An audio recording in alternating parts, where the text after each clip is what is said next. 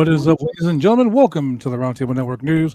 I'm your boy, the franchise player, Double B Bad Blood. I'm joined by Double J, Josh James. I'm also joined by Huskies from Huskies Funhouse, and of course, our Cub reporter. You know, anything in Chicago sucks, but not this guy. Your man, the mixologist stuff is Chemical Julian. Welcome to episode 43, ladies and gentlemen. I always got to give him some grief because, you know, he's the only Chicago Bears fan I know that openly admits it. Anyway, let's talk about the news because the news never stops, ladies and gentlemen. It is live in living color again. This is going to make Josh very happy. Let's talk about AEW's newest signing. Oh, so courtesy of Mike Johnson from PW Insider, it is official. As of 1:25, Mina Shirakawa is now a part of All Elite Wrestling. She will be leaving Stardom Japan, heading to the United States full time. One would think this means that she is AEW bound. Well, it is official. She is AEW bound. She also said it herself on her Twitter that she will be appearing at WrestleCon in Las Vegas during WrestleMania week. So it is Mina Shirakawa time.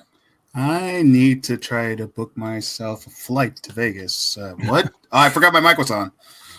I'm sorry. We're going to end up having to bail you out. I'm not Sinner. I would never do that. I can already see it. Mina's going to be like, yeah, him right there. Go to jail. Nah, she probably would. She probably would kick my ass. I already know that. Mina Shirakawa is AEW bound. Congratulations. Yeah, congratulations. Congratulations. Congratulations to AEW. Let's talk about that shit. Congratulations to Mina and AEW. Yeah, man. It's crazy. Let's also talk about Blood. We forgot something. What we forget? Julian has to do his reporter voice. Oh right yeah. Ahead, Mr. and Mrs. America, all you ships and seas, Flash. We're here at the Roundtable Pro Wrestling Network, and we're here to bring you the best wrestling news of the world, from coast to coast, from sea to sea, from country to country, all around the globe. You'll find all that information right here, right now, on the Roundtable Pro Wrestling Network. There you go. Let's also talk about AEW once again, because I've been talking about this for a couple of weeks. I didn't think it was going to happen, but hey, 2025, it's happening. Courtesy of Mike Johnson from PW Insider. In the debut episode of her new podcast, Saraya announced that she has exited AEW. Oh, no. Courtesy of Mike Johnson from PW Insider. We were told her contract is set to expire this fall. So on Twitter, Saraya said, and I quote, "It is mutual, but I loved my time with AEW, and I had such a blast with the girls there. It'll hold a special place in my heart. Tony was great. AEW was great. I felt so lucky to be a part of the family for a couple of years. Here's to 2025. What the fuck am I going to get myself into now?" Now, which Tony is she talking about? Tony Storm or Tony Khan? Talking about Tony Khan. Keep in mind, she had been going on podcasts the last couple of weeks saying, hey, if WWE wanted her back, she would go back to WWE. So I'm pretty sure we're going to see the return of Paige in the WWE. Would she? I don't really care.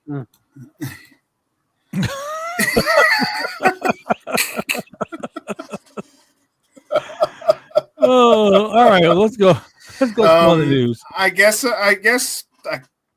Good for her. I mean, like, but the thing is, it's just like, I'd be happy to see her, but back in WWE. But here's the thing: I was rooting for her in AEW, but to be honest, it's just I feel like her time there. This is my opinion. This is not me being tribalism, blood. but I think her time in AEW was a complete waste. I mean, yeah. Because after when she won the world title and lost it, they didn't do nothing with her. And I get that's probably good for her neck and injury, not risking her getting injured. Yeah. So I get that part, and I completely understand that. But it's just that I just felt like it was a waste. But again, that's just my opinion. I could be alone on this. You're not alone. You're not alone. It happened. But you know what? Let's talk about some great news that happened. Oh, I've got some great news. So today, let's talk about it. And when I say this, I'm not talking about the former presidential running mate or presidential candidate Kamala Harris. I'm talking about James Kamala Harris, ladies and gentlemen. His family signed a WWE Legends deal. This is courtesy of Mike Johnson from PW Insider. Oh, Sugar Bear.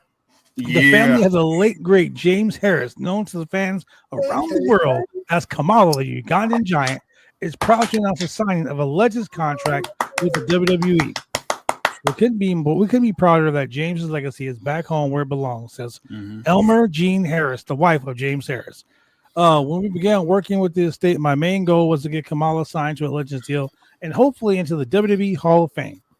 I've always felt that he was where he belonged, and I think many of his fans would agree. Jared Ashley, CEO and founder of 16 Creative, the agency that facilitated the deal, added, "It has been such an honor to work with his family over the last few years and now with the WWE to help preserve Kamala's incredible legacy."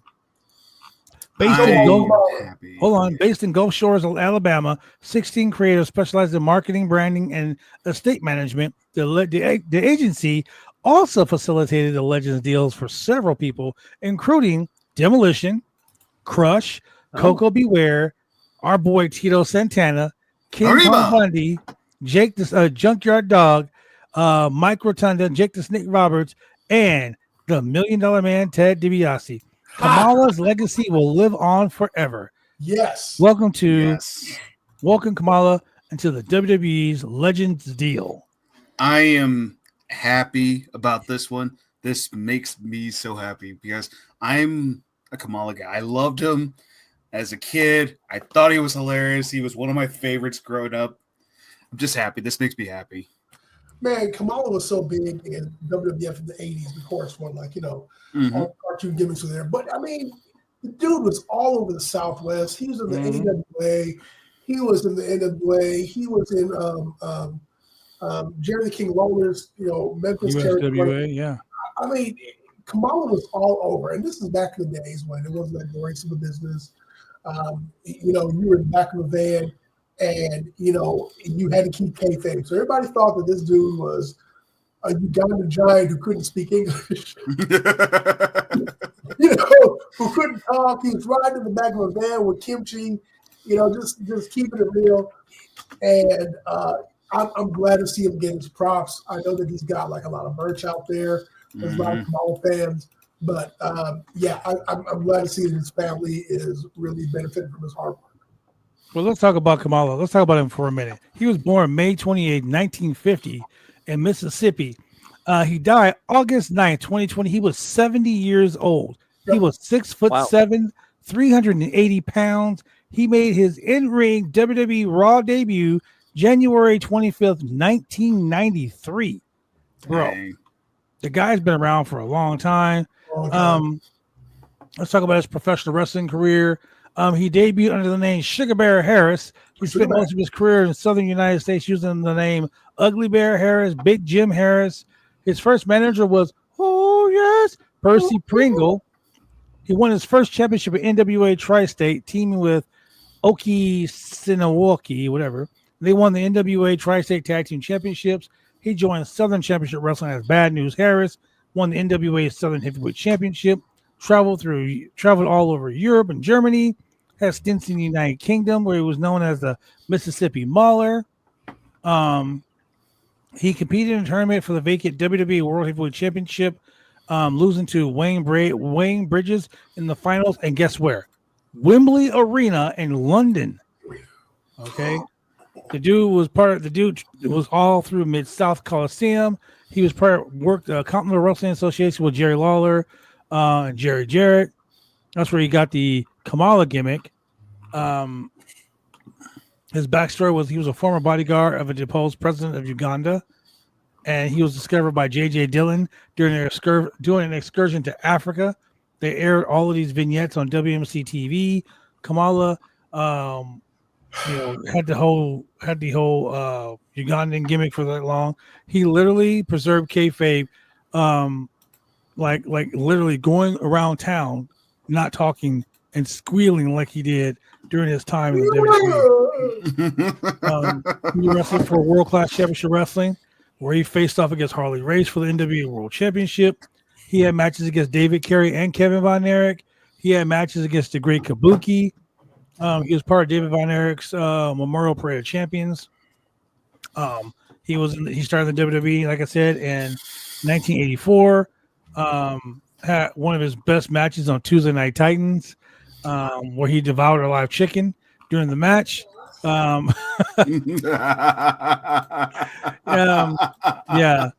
Yeah, exactly. In late 1982, Kamala started wrestling for Bill Watts' Mid-South Wrestling. He was managed by legendary Skandar Akbar. And Friday, who was originally portrayed by Northwest legend Buddy Wayne, then Frank Dalton. He was part of Devastation Incorporated in 1993. And if you know anything about World Class Championship Wrestling and Mid-South Wrestling, you know Devastation Incorporated with Skandar Akbar's gang of thugs. So I mean, dude's been around, man. From 1986 to 1987, he toured the WWE, the WWF, where he was managed by the Wizard, and then the Mask Handler, known as Kimchi, who usually was the Brooklyn Brawler under the mask. He faced off against Hulk Hogan for the WWE World Heavyweight Championship. That's main event. Yep. As a matter of fact, they main evented on the Madison Square Garden network at Madison Square Garden. His one of his biggest feuds was against Jake the Snake Roberts. Yes. You know, Jake threw that snake on him on Saturday Night's main event. It was, it's crazy. Yeah. Kamala, man, shout out to his family for getting it done, man. Sugar Bear Harris, wrestling power. Yeah, indeed. Or Kevin Sullivan's original Dungeon and Doom stable, so he's one of my stable mates, baby. Kamala was the only one in that group that didn't scare me when I was a kid. Hey, I'm just saying, the Dungeon of Doom scared me when I was a kid. I know. They probably scared you now you're adult. I would be scared to go in the ring with Kevin Sullivan. I would not want to wrestle him. Of course you would. Who would? That's why he was always on my side. Also, courtesy of Mike Johnson from PW Insider, let's talk about the WWE's newest series, Stephanie's Place. It premiered on ESPN Plus, Disney Plus, and a lot of other networks. The first episode, Stephanie visits her husband, WWE Chief Content Officer Paul Triple H Levesque, in the new WWE headquarters before she heads to Cleveland for SummerSlam, where she had a chance to sit down with CM Punk and reflect on his shocking return after nearly a decade away from the WWE. Okay. So her show debuted today. Shout out to Stephanie McMahon. It takes a lot to run a live show, as we do every week. It's not easy, ladies and gentlemen. Trust me, it is not easy. I think maybe I can get the wife to watch that with me. She, you know what? I think she might watch that because it's still wrestling, but it's kind of like reality based, and I think she would enjoy that. Hey, a bit of news here. Mm-hmm. Not necessarily breaking news, but this has been a cumulative amount of news over the last couple of days. I've got a piece of news about a former King of the Ring winner, a former Men's Money in the Bank winner, a former WWE United States champion, a former NXT Tag Team champion, a Jiu-Jitsu World League Florida 3 gold medalist, a Jiu-Jitsu World League boy, that's right, the master of the Deep Six, the master of the End of Days. You may know him as Thomas Petstock. We know him as Baron Corbin. But right now, I know about the name of Bishop Dyer. And you know where you're going to see Bishop Dyer next? Winning gold medals. WrestlingNews.com. You're going to see him at Battle Riot 4 MLW in April in Los Angeles.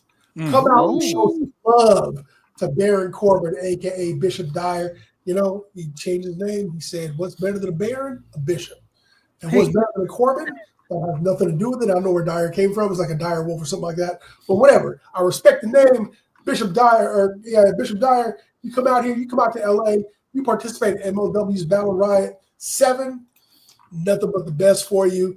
And I still hate Drew McIntyre for kicking out of the End of Days. but you're burying the biggest story of the whole time. What? What is that? He literally just won 2 gold medals. I just said that. Oh yeah, you did. Jeez, bud. Jeez, bud. Well, So tonight on AEW, Mhm. it's in the same day, the same time, on the same channel that we witnessed the last. And this is your this is your what today in wrestling history. I'm just gonna go ahead and put it out there because I'm pretty sure that Josh is all excited about it. It's the last day. It's the day that the Monday Night Wars came to an end. It is the final WCW Monday Nitro. The death of WCW was today. It was today. 20 I think it was like 20 or 25 years 2001 to 2025. Yeah, 24 years ago. 24 years ago. Man, I was crazy, around crazy, to watch crazy. WCW. Hey, so I just want to give a quick shout out to Willow Nightingale. She's in the ring right now, and she's standing at the ringside.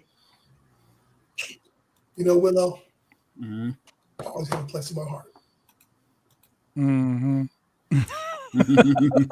Mm-hmm. And by Anyway. my heart, I mean my heart. Yeah, it's your biggest organ. Your heart. Anyway, now let's get to some rather unfortunate news. What? Did somebody Oh, no. lose their job? I mean, Julian, you must have been on a vacation or something because because things happen. Ladies and gentlemen, let's talk about the new TNA president, Carlos Silva. Oh. Oh, Who became the new TNA president? And what did Carlos Silva do? As soon as he became president, he got rid of Ari Shiner, Rob wow. Klickman, Michael. I cannot pronounce his last name, so I'm not going to do that. But of all people, he got rid of Gail Kim. What was he That's thinking? the stuff. Gail That's Kim messed had a up. long story career in TNA, both as a champion wrestler, part of TNA's leadership team. She has been a powerful presence in the women's locker room, supporting the talent in all their great performances. Look, dude, let's just call it what it is. If she goes anywhere, AEW should be smart enough to pick up a very talented lady like Gail Kim and let her run the women's division of AEW. That might make AEW's women's division truly the best in the indies, the best around. But speaking about AEW, let's talk about a top AEW talent who may be in a contract year. I'm sad about Gail Kim, but I'm just gonna be straight up honest. I think she's a bit overrated. Hey, she's very nice. Wow. I'll tell you a story off the air about what she did to me. Oh and no, my brother. she's nice. It's just the thing is just like I liked Awesome Kong more. I mean, I love Kia too, but Wow. it is what it is. So let's talk about this top AEW talent. Is in a big year in her contract, a big year in her career. This is courtesy of FIFO Select. FIFO Select has learned that a number of staff wrestlers and higher ups believe that former AEW Women's World Champion Mariah May is in her contract year. And what that means is very simple. Okay. AEW believes that her deal is up this summer. We've not learned if there are any option years attached, but one source in the company said they would be shocked if there weren't, as a deal this short is uncharacteristic for the push that Mariah May got. Now, keep in mind, Mariah May came in AEW. She was there for like 5 months, turned on her mentor, Tony Storm, won the world championship. We were told that AEW is looking to retain her regardless. Word on May's contract spread widespread through AEW in recent weeks, following her world title loss to Tony Storm at AEW Revolution. Right? So FIFO reached out to Mariah May and her reps, but they did not have a comment at all. AEW does not have a comment on the contract status of talent anyway. So what it sounds like to me is this. If she leaves, AEW is going to be having a lot of problems. I mean, they've already lost Saraya. I mean, okay, granted, Saraya may not have been doing a lot during the time she was there, but they've lost Saraya. Mm-hmm. They're gonna lose. They're gonna lose a very talented Mariah May. Yep. They have a whole locker room of people they're not doing anything with. This is the perfect time for them to grab Gail Kim. I mean, let's talk about what TNA has done. Okay, they've gotten rid of Scott D'Amore. Yep. Josh Matthews, Gail Kim. They got rid of Tommy Dreamer was moved to talent relations to help fill the void that left behind Gail Kim. So now the head of creative is Hunter Johnston. A lot of you people don't know who Hunter Johnston is, but I will tell you, if you've watched Ring of Honor, the real Ring of Honor, and you've seen Delirious, then you know who Hunter Thompson is. Okay. Hunter Johnston is. The guy has a creative mind. So I'm glad that he got moved to the head of creative. I'm glad Tommy Dreamer is staying on as creative too, because Tommy Dreamer has a great mind for wrestling. But what does that do for the women division? You should have Gail Kim there. Even outside TNA, the firing of Gail Kim was met with a lot of shock and disbelief. People were like, what the hell? You got rid of Gail Kim? What the fuck is wrong with you? Now AEW is following suit they brought in Mina Shirakawa. That's great. So they're bringing in Mina Shirakawa, but they're getting rid of, Mariah may leave. So there's a lot of stuff going on in wrestling right now. A lot of stuff going on. Yeah, you know what else is going on in wrestling right now? The simple fact that, over here on my other monitor, I've got AEW, who also owns Ring of Honor. And I ain't seen hide nor hair of our 834-day Ring of Honor women's champion, Athena Palmer. Who? A.K.A. Ember Moon. Who? Oh. A.K.A. Athena Palmer. Who? Our Ring of Honor eternal women's champion, who's been holding Forever it champion. for like well over 2 years now, going on 3, and we didn't see hide no hair of her on AEW. Let me put it to you this way, guys. I've seen more of her husband, Matthew Palmer, the centerfold, Matthew Palmer. I've seen more of him than I've seen of his wife on TV. I completely forgot all about her, to be honest. Hey, so this is where you need someone like Gail Kim to come in and completely reinvent the women's division. You are absolutely correct, Blood. They need Gail Kim for sure. So Tony Khan, if you're listening, I'm asking you, I'm begging you, Tony Khan, if you were listening, keep in mind, Gail Kim, if she's interested, she has everything it takes to help bring that women's division great. Tony, you like to use the word great. Well, let's make AEW great again. With that being said, ladies and gentlemen, thank you for joining us here on Roundtable Network News. We're gonna make AEW great again. Yes, we are. Oh, I'm the franchise. That's my Double J friend Josh Tony James. Khan. My friend Tony Khan. He's gonna help me out. We're gonna do great. We're gonna make Gail Kim. We're gonna help Gail. We're gonna get Gail Kim to sign up. It's gonna be huge. And that's your boy, the mixologist. Ladies and gentlemen, thank you very much for joining us here. We'll see you guys. We'll see you guys at the end of AEW Dynamite. And for God damn it, guys.